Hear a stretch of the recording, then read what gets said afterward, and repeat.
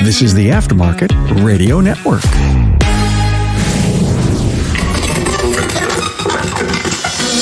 Hey, welcome and thanks for tuning into the premier Aftermarket podcast. I'm Carm Capriato. Hey, with over 1,000 episodes archived between the different formatted shows, all you need to do is to head to my website, remarkableresults.biz, to find the answers to many questions you have. Or, hey, look, just spend some time with your favorite podcast listening app and binge on some audio. Hey, think about the latest procedure or surgery you had.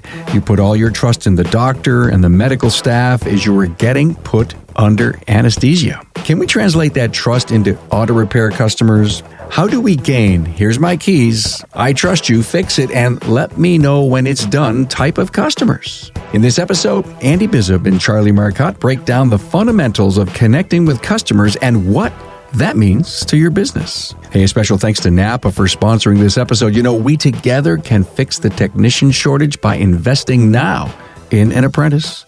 Let Napa help you. Start now. Grow your own. Build your bench. Our future technicians can come from our concentrated efforts.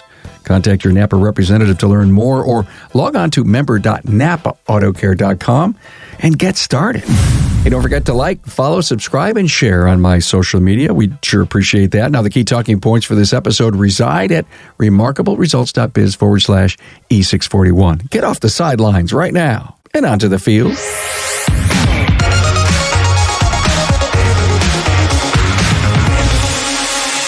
A warm welcome to Charlie Marcotte from American Pride Automotive, 4 locations in the Virginia Peninsula. Hey, Charlie. Hey, thanks, Carm. Happy to be here. Yeah, I'm glad you are. And Andy Bizub, Midwest Performance Cars, 2 locations, Chicago.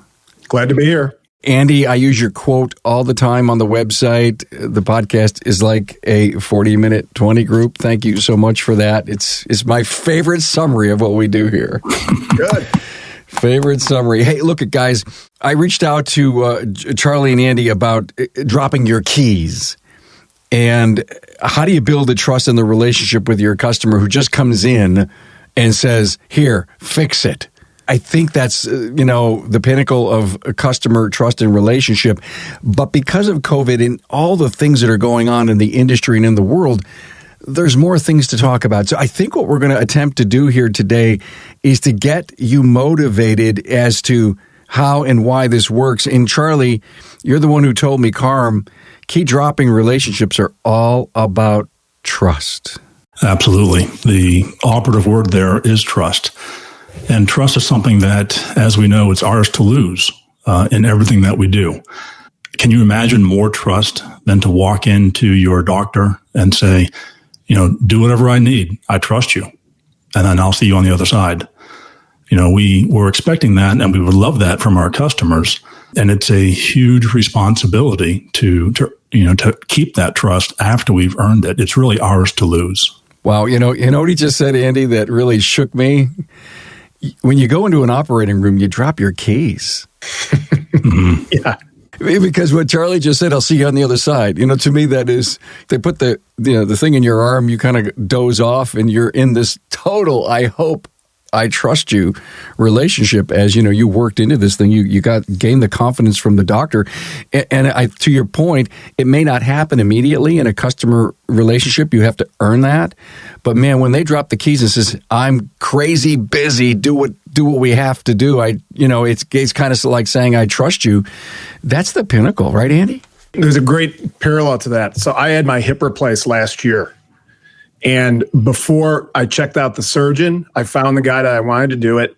And he had an animated video online of the operation, which I watched several times. And I mean, think about how we use photos and videos in our business now. That imparted so much knowledge, recognition of what was going to be going on, his expertise. And so when I went in that operating room and I wasn't nervous at all. I trusted the guy 100%. He did a great job. Think about building that kind of trust because you're imparting so much information to your client before they've even approved any work. I think this topic is so big. It's so important. It kind of reminds me of the shows we've been doing on specialization and, really honing in on your business strategies. And if there was one you could sit down and talk to your team about, it could be, how do we get more customers to drop their keys? And I know, Andy, because of COVID, because of what happened to our world, we have to stop and realize not everyone wants to come and hang out in our waiting rooms. And the other big thing is we all stop to realize we're busier than a one-armed paper hanger. I understand that a lot of owners, they take a ton of pride in their waiting rooms and building out these facilities, and that's great. But I'm a big proponent of people really want to get on with their lives. They don't want to sit in a waiting room. I don't want to sit in a waiting room no matter how nice it is. I want to get in, I'll drop off my car, I'll whatever, and I want to get on and get things done, and stay productive during the day. So that's what we allow people to do. Drop your car, give us your keys. We'll contact you whichever way you want to be contacted, email, phone, text, and then you go about your day. Don't worry about it. You bring up a good point about we'll contact you. Do every key dropper want to be contacted, or they just want you to do the work? I think they want to be contacted. And it's so easy for us to do it nowadays because we have the tools at our disposal to do it, especially text. Text has just blown the door open on communication with customers because they're so much more apt to respond and immediately get on a text message than they are with email or answer a phone call. So just make it convenient, make it seamless, make it streamlined for them, make it frictionless. So, Charlie, what differentiates key droppers from the early bird drop-offs? Well, the early bird drop-off, the pinnacle of that is a loyal customer who comes in when they're supposed to come in as services are needed, which is great. The key dropper is really a person who literally holds out their keys and says, treat it like it was your own, call me when it's done. In my mind, that's a key dropper. We're talking a lot about trust. And if we try to take that point that we're trying to get to and figure out how to get to it, it's really all about relationships. So at American Pride, we discuss things other than the car. I remember when I was in real estate, I was on the back porch of a home and I was being trained on how to be a salesperson. And the sales manager said, all right, I want you to handle an objection. Let's just say you're here with a customer and the customer loves the house, but he looks up and sees this huge tree looming over the house that may cause a problem. And you're on the back deck, beautiful day, and you look up and you say, and the customer says, I see this big tree. I'm concerned about that. And he said, just, take a deep breath, look around, and then reflect on the day, how beautiful it is and the feeling you have on the back deck. Because sometimes the objection is not the objection. When a customer comes in to build that trust, it's about the relationship. And in my mind, the best way to build that relationship is to talk about something other than why they're there, other than the car. It may be about their dog or about the sticker on their rear window or maybe about what they had for breakfast. I mean, anything other than the car, that's a level of connection that most people don't get, throughout the day. We want their experience, their visit to our shops to be the high point of their day. And that's not about the car. You know what? That's a human approach. That's built, like you said, building the relationship. We're very much the same way. We're a very relationship-based business. So we know a lot about our customers and they know a lot about us. I would say much more than your typical, customer shop relationship. The most important part that people who are listening to this, in whatever situation, driving down the road, in their office, on the treadmill, so how can I change my business to be a better and stronger relationship business? Andy, Charlie, you've built that. Rewind 10 years or whatever the number is. When you sat down, you were on your own counters because you didn't have the staff that you have today, right? You had your single store. What did you do? And then how did you teach your people that we are on the trajectory to build strong and trusted relationships? How do you start? It's a mindset, right? I'll give you just one little example. I was in a discussion about a month ago in one of the Facebook groups with other auto shop owners, and the subject of Bitcoin and accepting Bitcoin for payment came up.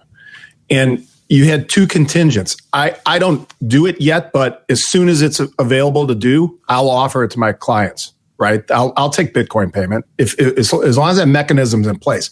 But you had another segment of shop owners that were like, I'll never do that. No way. Just shut it out, right? Why would I want to do that? If I have a client who wants to pay me in Bitcoin or credit card or cash, anything that's acceptable that that is fungible, why wouldn't I do that? I want to meet my client wherever they want to be met. So when you take that mindset into your business and you infuse it through your team, we'll go the extra mile. We're trying to make it convenient and pleasant for our clients. Charlie, I want to hear from you, but I got to stop for a moment and ask you both. Andy, you brought up a great thing. I will never do Bitcoin. Why do we always have to be so steadfast, left or right, of a topic and never be in the center and want to be objective? We want to, Bitcoin, I'd never take. Tell me more. I'd like to learn about it. I don't want to say that I will or I won't. I just want to, I want to absorb. I want to learn. And to your point, if my customers say I want to pay with Bitcoin, well, heck, 2 months ago I said I never would. And so since my ego is so strong and I always have to be right, I will never take it. And then what happens? Digital vehicle inspections. I'll never do that. Now, 30% of the industry is doing it, and they're having wonderful results with it. And so I don't mean to interrupt your reply, Charlie, but maybe it's a good time to spend some time to talk about why can't we be neutral and objective more? I think that a lot of us, especially the best shops, are neutral and objective. I think that's where you get the most done. If you're far left or far right, you're an extreme. And I'm not sure how you really get things done on the extreme level. I think the most production takes place right in the middle, where you're able to pivot, you're able to listen, and you're able to adjust, as Andy said, to what your customers' needs are. As businesses, we're constantly training our customers. We trained them to accept a text message. At first, there was a little bit of an objection. After they got used to it, it was accepted, and now it's preferred. We trained them to drop off as opposed to wait. But at the same time, we're training our customers. They're training us. And we have to be smart enough to listen to what their needs are, to what their desires are, and to be able to adjust, to give them what they want. And there's always a little bit of give. When a person wants something, they may take a little bit less or a little bit more. But being able to pivot, being in the middle, being effective, that's where the most gets done. So I think for the best shop owners, it is a mindset thing. I do feel that the younger shop owners might have an advantage as the future for the industry progresses, as cars become more complicated, because they're more willing to adjust to those cars. But that doesn't mean that the people who are today rejecting the onset of EV cars or hybrids can't wake up one morning and say, you know what, I need to change my mindset. We can all wake up every morning and change our progress. It's great advice, Andy. What's your position on that? I don't know who it was, but there's a famous quote: when the facts change, I change my opinion, right? So when the facts of payment processes, of communication modes, when all these things change, the intelligent person changes with it.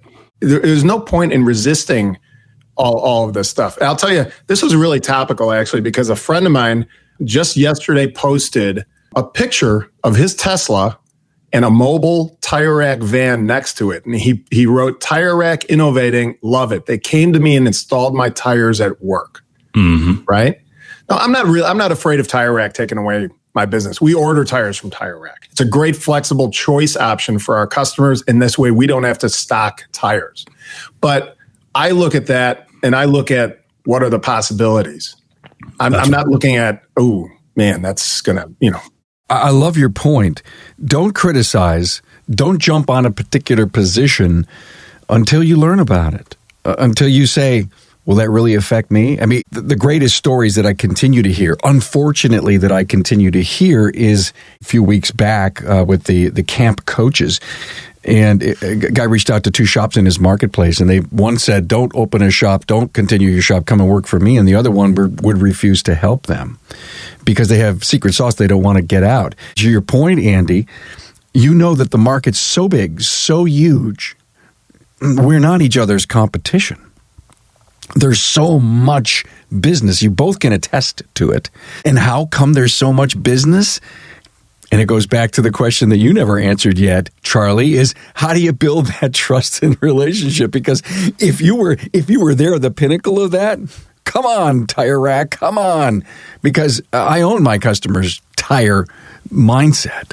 So building that trust, building that relationship to get a customer to become a key dropper, it is about the relationship, which is where we compete with the competition. As you stated, there's a lot of business out there. The pie has become bigger. And we are not each other's competition. The independent shop owners are not the competition. The competition is the new car dealer. And then the next tier of competition is the franchise. So right now, they're in 2 states across the country. Firestone is doing mobile auto repair. Mobile auto repair.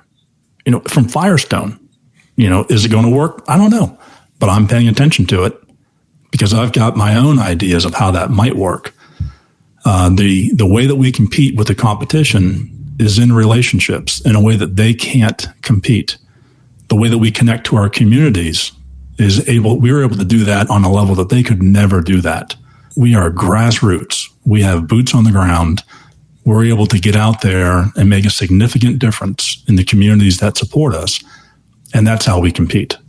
And when they learn the who that your company is, as opposed to the what that you do, that's when you can really build a relationship. And that's when you build trust. When they know who you are, they're willing to trust you. And a word of caution is, it's yours to lose. And none of us want to lose somebody's trust.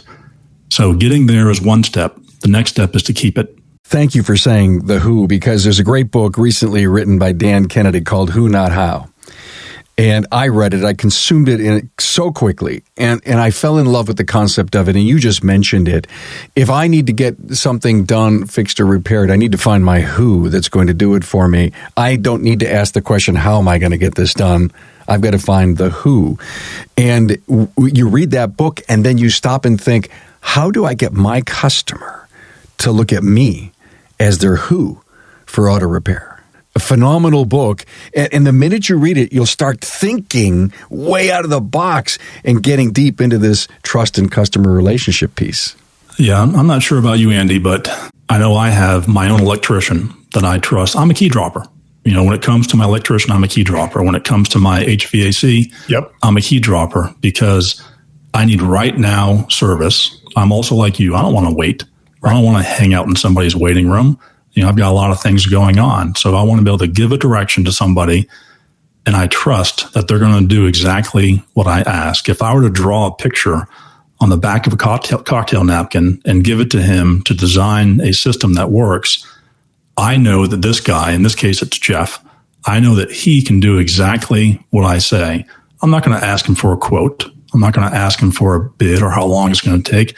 I know I become a priority. I'm his key dropper. And I may pay a premium for that, but that's okay because time is money. And if I can get what I need to be done quickly and efficiently, and to know if there's ever a problem, it's never a problem because he's going to take care of it. That to me is the perfect relationship. And we're not unique in that. I believe that our best customers are just like us. That's what they want from us. It's absolutely true. I just read a story earlier this week about Nordstrom versus Walmart, right? Nordstrom charges on average 20% over the retail price that you can get a comparable item somewhere else because their business is based on relationship with their client. Walmart, that you're not going to get very much customer service. You're going to get a slightly inferior product, and the people that want to shop at Walmart, that's fine for them. But at Nordstrom, my mother-in-law buys Christmas presents for my two brother-in-laws, her sons, and myself at Nordstrom because she can call Tony at Nordstrom and tell him, hey, you know what, pick out some things for Zach and Andy. And she doesn't even have to see them, right? Makes her feel good. Right, exactly. Hey, Carm here, and coming up, Andy and Charlie discuss subscription-based services.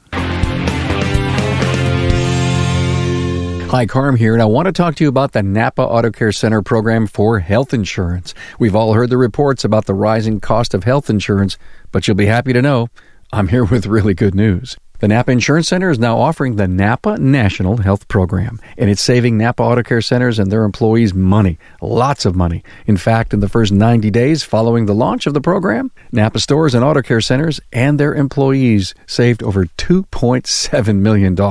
That's all thanks to the Napa Insurance Center's partnership with United Healthcare. It gives auto care centers access to the national large group rates on medical insurance with premiums discounted up to 30%. Now, these rates are based on the collective purchasing potential of 22,500 Napa locations, including both Napa Auto Parts stores and Napa Auto Care Centers. And listen to this. The news just keeps getting better. You can choose from 4 excellent United Healthcare medical plans with varying levels of coverage and deductibles to meet a range of needs. All plans are PPOs, preferred provider organizations, with comprehensive coverage. Because of the Napa Insurance Center's partnership with Aflac, you can have access to supplemental insurance benefits, including disability, accident, hospital, and more, all at a Napa-only discount, up to 35%. The Napa Benefits Center can help you with other group benefits too, including group life insurance, retirement, HSAs, and more. Napa's National Health Benefit Program is just one of the many reasons to become part of the Napa Auto Care family, the largest network of independent automotive repair shops in the country. Talk to your servicing Napa store. For more detailed information about the Napa National Health Program, visit the Napa Benefits Center at www.napabenefitscenter.com or call the Napa Benefits Center at 844-627-2123. You've heard this story, one of the classic stories of Nordstrom, where someone, I believe, brought a set of tires back to Nordstrom and says, here, I don't want them. They knew they never bought them there, but they gave them their money back, right? Yeah. Because they were a great customer who forgot where they got whatever they bought. And it's a great company, and it goes and proves the point. Guys, let's think about this. Have you ever sat down with your service advisors, service managers, and said, out of our customer base, these thousands of people that rely on us, what's the percentage of people that trust us to the point that they just drop their keys? I think we all preach the 20-80% rule, but I don't think that 20% of our customers are key droppers, at least not mine yet. What we do, so my son's our general manager, and Andrew listens to nearly every telephone call that comes in. That's our best insight into, what customers are expecting. Are their expectations being met? And also a training tool, for our people. If we can hear real time a telephone call and then pull them to the side if they need to be trained on it, and then use it as an example, they can hear the influx in their voice or the lack of. All of these touch points are critical. How your office smells when a person walks in, how clean your bathroom is.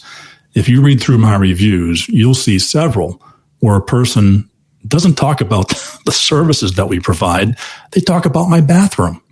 and they'll commonly say it's cleaner than theirs at home. That's a win, for me. The quality of our coffee. Do you have Folgers or do you have, Javalia? Everything is a touch point. What are you playing on the TV? All of those things back up the who that your company is. It's your brand.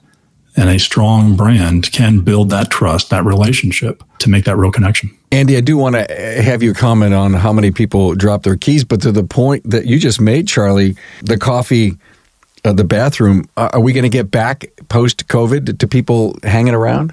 We all hope to see more and feel more from our customers, but we learned a great lesson during COVID. We learned what was possible. Some of us took advantage of the fact that we couldn't have waiters.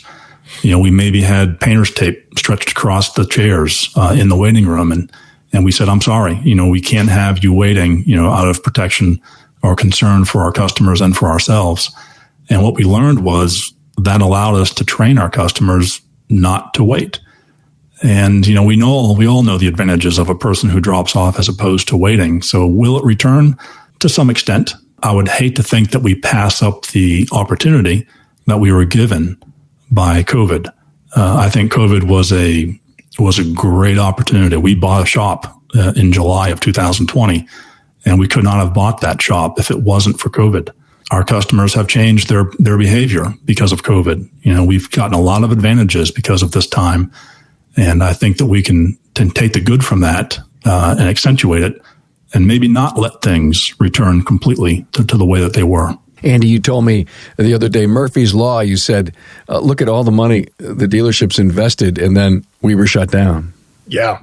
I mean, they poured millions into these locations with granite and marble and glass and stainless steel and beautiful waiting rooms. And then COVID hits and nobody can wait in waiting rooms and nobody wants to. Yeah. I personally think that we're going to see a lot less waiting around, because I think one of the things that COVID did, it stressed to people the value of their time. Your time is really worth something. There's a lot of people, and I think you're going to see less people waiting in line for sales, less of that Black Friday type of behavior. It's so much more valuable to drop off your car and go on with your life. Go to work, go to school, go to the library, go get something accomplished. And I think people are coming away from this with a better appreciation of what their time is worth. Do we have to spend a ton of time on the counter telling them how we make our sausage? No. I don't think most clients want to know how the sausage is made. They might indicate that they do, but they don't want to hear technical details. There's a small contingent of people, the 5% who are very tech-oriented, who like getting into the nuts and bolts of what you're doing. But most people, when you start going into the technical explanation of why their strut needs to be replaced, their eyes are glazing over. I think as shop owners, we naturally hew towards the technical, where the really good operators, they focus on the human side of it. There was a question, Andy, that I had tossed at both of you guys, and Charlie answered, and then I do what I normally do. I interrupt things because, these thoughts go through my head. But my question was, sit down with your people and say, out of all of our customers, how many key droppers do we have? Is that a decent exercise? Could we then identify another 20 or 30 that we would love to develop into that trusted relationship? To me, it's a heck of an exercise. And that type of reflection on our processes is something that we often do. We haven't done it with the key droppers, with that kind of a test, but it's a great question. I would say that our natural process from acquiring a new client through making them a repeat client, it's going to direct them towards being a key dropper, because we start off with, here's all the information. And then let us know how much you want. How much do you want to know? It's so easy to share that information now that there's a marginal cost of time in sharing everything. So, and we always preach total transparency in our shop. So we start off with everything, and then we let them scale it back to what fits you. What do you feel comfortable with? And then you get a natural progression of some of our clients who are just like, after about the second or third visit, they're like, yeah, just do it. I don't need to hear the explanation. Charlie, what Andy just said is, who trains who? Are we training our customers, or are they training us? And maybe we shouldn't accept the training that they want, and we should push a little harder into the key drop mode. It's all about what we focus on. I think both Andy and I have not really asked the question of our people to figure out what that number is, and it hasn't really been a focus. I think as an industry, and I'm speaking for myself first, I think we do a terrible job, at least I do, of marketing to my current customer base. When you look at the percentage of money that we spend in advertising, we spend a gross, a large margin on new customer acquisition. Why would we do that? It doesn't make any sense to me. And I think that we're driven to do that because the companies that are out there to facilitate our marketing, that's how they're designed. So they've trained us to spend money for new customer acquisition. Meanwhile, we have low-hanging fruit in front of us, which is our current customer base. They're the ones who already know us, who already love us, and who maybe need some attention from time to time, yet we tend to ignore them. And that's a grave mistake. One of the things we're trying to do is to get better on that. And I think that if we were making how many of our customers are key droppers, if we were making that a focus, that we would start focusing on our current customer base. And as a result, moving some of that marketing money towards customer retention, and in turn create more key droppers. Could you guys grow 20% just by working the deferred work from your current customers? For sure. Your point's so well taken, Charlie.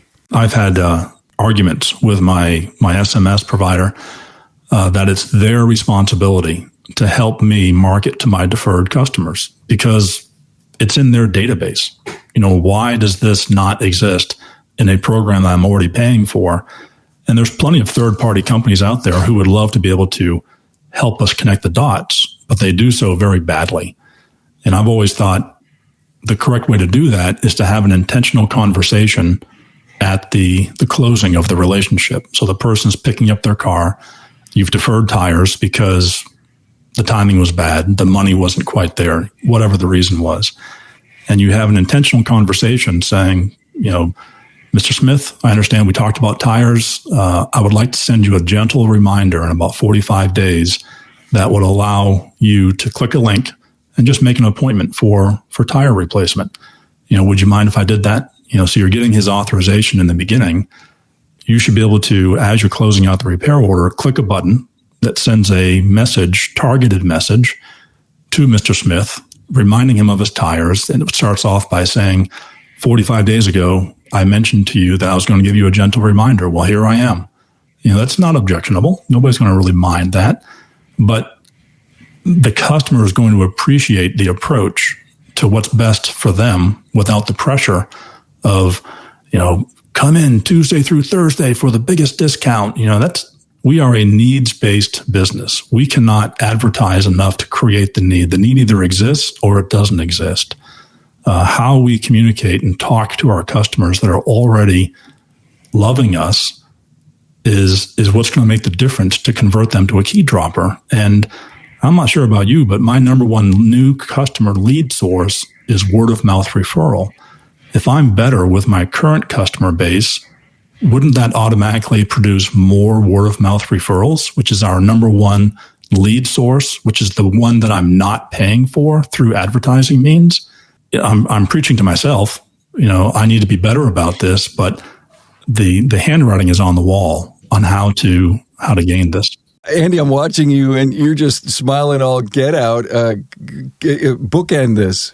One of the things that we did last year, I got away from the large company to manage our website, to manage our CRM, and we went with a independent branding, graphic design. This woman, she does all of our digital ads, print ads.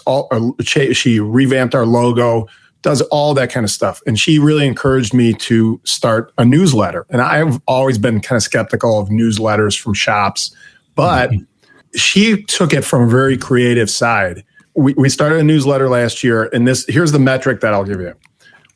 About 2,000 current customers that we sent the newsletter out to, we've had less than 10 unsubscribes from that automatic mailer because it's a really good newsletter and it's entertaining and it's not offering discounts and it's not giving like boilerplate articles that they could find anywhere. It always has some kind of an interesting thing, has a great design, and people they've mentioned how much they like getting the newsletter. So having that touch point, 6 times a year where they're getting the newsletter, and that just reinforces the relationship. And like Charlie said, our biggest source of new customers has always been word of mouth referrals. So it's absolutely right. Mine your customer database and take care of your current customers, and recognize that's a big growth channel for your business. Agreed. The takeaways that I'm walking away with, they're just cycling through my head. We're spending money finding new customers. Why don't we just turn social media into brand building in versus spending money to get? Since 36% of the people that come through your shop need tires anyway. Just stop and think, Andy. 600 people of your customer database need tires. Why aren't we just telling them to come in for a free tire check? And you don't have to tell the rest of the world, just tell the current customers. And then again, why not pre-scheduling? There's a growth opportunity, and the pre-scheduling connects to the deferred work. It's almost like I didn't expect this episode to go where it did. And then on top of it all, let's put the umbrella up and talk about how do we make more customers into key droppers. To me, if every time the phone rang or someone walked in, that would be a goal. And could you then start tracking in a metric the number of people that come in, drop their keys, they still want to know what's going on, send me the approval or the DVI, and how many of them come in, drop, and always say yes? Could that be that metric that we want to track? We're talking about how do we get more people to become key droppers. Andy and I have some pretty busy shops. All year long last year, a couple of our locations were booked out 3 weeks, which that may sound great to some people. To me, it sounds terrible, because, we're telling good customers, no, we're a convenience-based business, and we're telling people, I'm sorry, we're not convenient. That is a tremendous threat.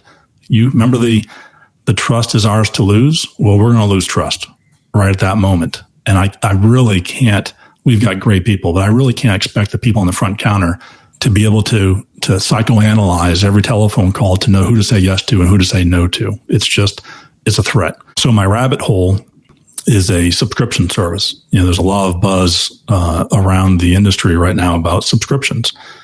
And we're trying to figure out, what does that look like? What's the person willing to pay? What are they willing to pay for? How does that work? How do you charge? Lots of different questions. My take on it is, and I got this idea because my daughter is pre-med and she's looking at a practice in her future that is a subscription-based practice.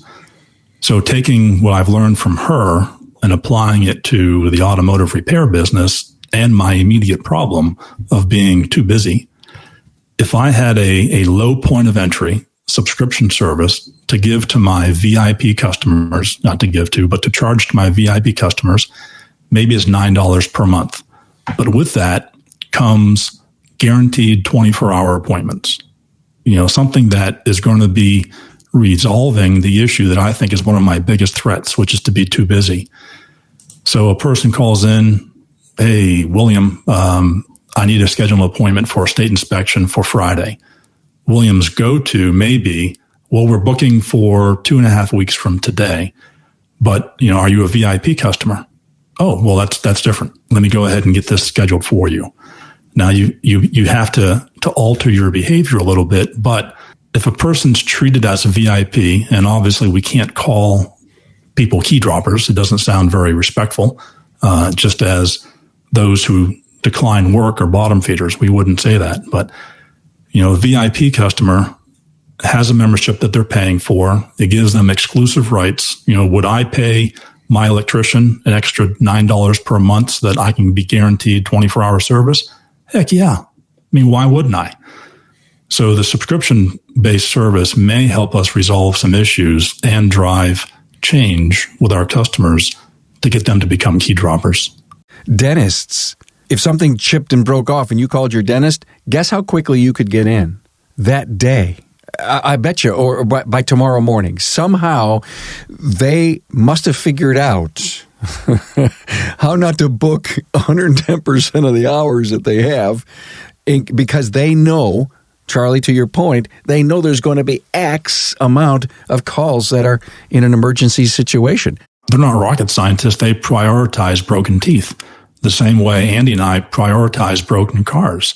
And if my schedule is 100% booked, but I've got a person with a broken transmission, I'll call some of my customers. I'll give them an advantage, a free oil change or $100 off if I can rebook their appointment to make room for the broken transmission. And that's how the dentists are doing it. I've gotten those calls. Hey, can you rebook? We had an emergency. The thing I love about subscription, and I know the jury is still out, but there's people trying it. There's a connection, there's a loyalty, there's a bond there. I think what you were trying to say is, quote unquote, whatever we want to call it, key droppers or not, that may be the significant differentiator. Instead of saying how many key droppers do we have, how many more can we make, why don't we just make them subscribers? There's a restaurant in town, and there may be restaurants in Chicago like this, but you can rent a locker to keep your wine in. I mean, give me a break. Cigars too. At what level of do you see yourself as when you need to have a rented space in a public restaurant to have your private wine or your private cigars? And I'm assuming that the reason that you do that, or that they do that, is it makes them feel really special when they walk in there with their buddies, their work cronies, their significant other, and they get the key to their special area or with the name on the back of their seat. I mean, whatever floats their boat, but people like to feel special. Sure. If there's a way that we can give them that, to be trained by them, to listen to what they're asking for, to give it to them, that level of relationship and trust, you have become their most special point of contact that day, that week, that month. That's what builds a key dropper. This was great. I mean, I really enjoyed the conversation. I know once it started there 30 some minutes ago and to where we are today, we just did a wonderful trip through the automotive aftermarket here. Wow. I love this. Wow. So we set out, how do we get more customers to be loyal, to trust us, to build a relationship? And here we are now talking about subscription services. Charlie, next time I'm going to know that no matter what I start out with, I'm always going to trust that you're going to take it somewhere else. That's a fault of mine. I'm sorry. That's okay. I love it. This is what we do here. Andy, this, we're podcasters. We do this stuff. We go down the trail when the trails open up. Right? Yeah, when the trail opens, exactly. Hey, guys, thanks for being here. Any final comment, Andy? We want our customers to be more loyal and trustworthy. Let's give them the reasons to be loyal and trustworthy to us. It's not that hard.